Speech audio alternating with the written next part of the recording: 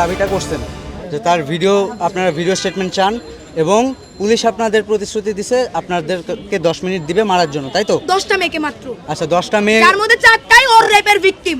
আচ্ছা এখন 10টা মেয়ে তাকে 10 মিনিটের জন্য মারবে, এটা থানা আপনাকে ভার্ডিক্ট দিচ্ছে, ঠিক আছে?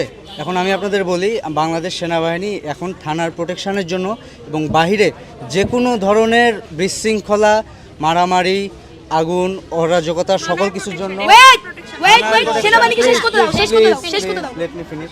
আচ্ছা থানার প্রোটেকশনের জন্য আমরা deployed. If you don't know please যেখান থেকে জানার কথা। আমি বলি, হ্যাঁ বলেন। ওয়েট আমরা জানি থানাও বাংলাদেশ আর্মি প্রথম 4 ঘন্টা কই ছিল? কই তাল ছিড়তেছিল কেন?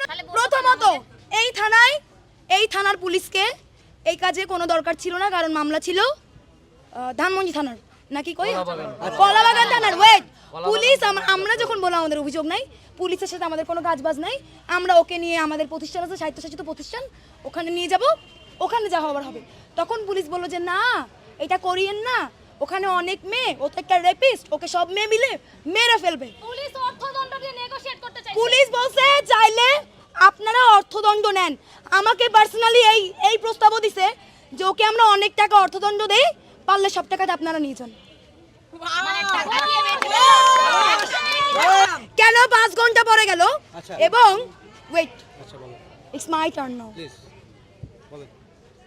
এবার 5 ঘন্টা পরে আর্মি এসে বলল আপনারা তো লিখিত নিছেন, আর কোনো স্টেটমেন্ট নেওয়ার দরকার নাই, আর কোনো ভিডিওতে যাওয়ার দরকার নাই। আবার বলল আপনারা এটা করছেন, ওদের এখন ছেড়ে দেন।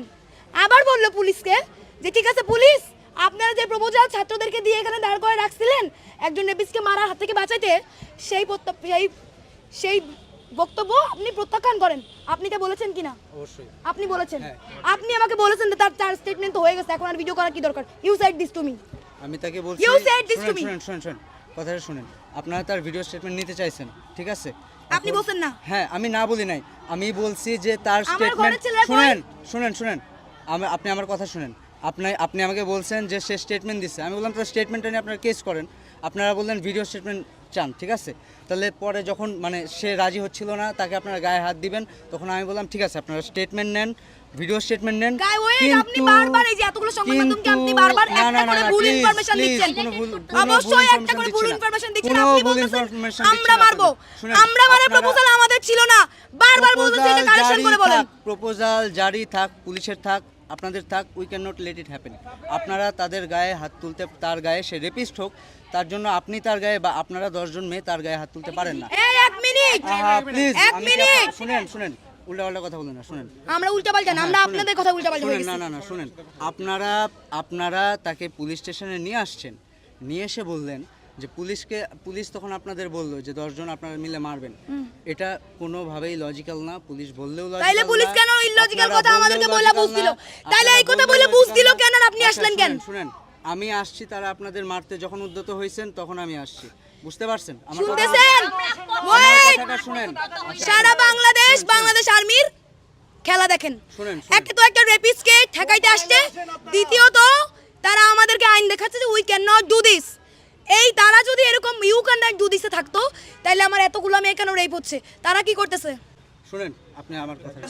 4 ঘন্টা আমাদের সাথে এরকম হুগি বুগি খেলার পরে আপনার মনে হয় আপনি এখন বাইরে বেরোতে বলে ছেলেগুলো মেয়েগুলো বেরো যাবে? আর সম্ভব? 4টা ঘন্টার নাটকের পর সবাই বাইরে যান, 4-5 জন থাকেন, সবাই চলে যান।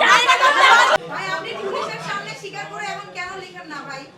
আমার বাসায় ঠিক আছে আসে মানে আপনি বলেন না আপনার বাসায় আপনি যেতে।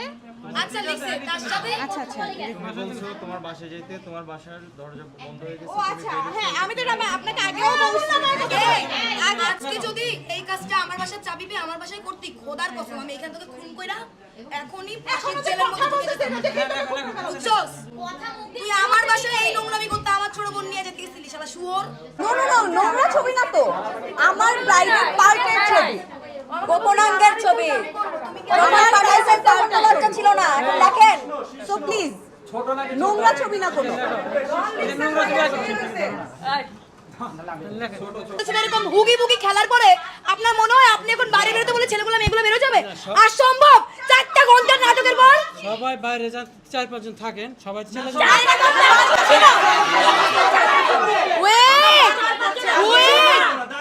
শুনো মেয়েরা শুনো, পাবলিক স্টেটমেন্টটা দিবে, এরপর আমরা চলে যাব।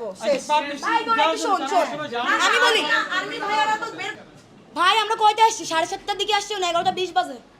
সি এখনো তারা তাকে বের করতে নারাজ, এখনো বিভিন্ন রকমের কথা যে এইটা না হোক, ওইটা না হোক, 10 মিনিট না হোক। এই প্রপোজালগুলো কি আমাদের ছিল না? পুলিশের প্রপোজালে রাজি হওয়ার পরে এত কিছু এখনো কিভাবে হচ্ছে? ক্লাসে টাইম স্টলিং ছিল। সি আমার তাই মনে হয় Time-stalling ছিল। সেনাবাহিনীকে আনার জন্য টাইম স্টলিং ছিল এটা। পুরোপুরি আস্থা রেখে বের করেন ভাই, পুলিশ বের করেন। আবারও বিশ্বাস নিয়ে চুদুর বুদুর করতেছে। Don't protect the rapist. Don't protect the rapist. Don't protect the rapist. Don't protect the rapist. Don't protect the rapist. Don't protect the rapist. Don't protect the rapist. Don't protect the rapist. আমার সোনার বাংলা, আমি তোমায় ভালো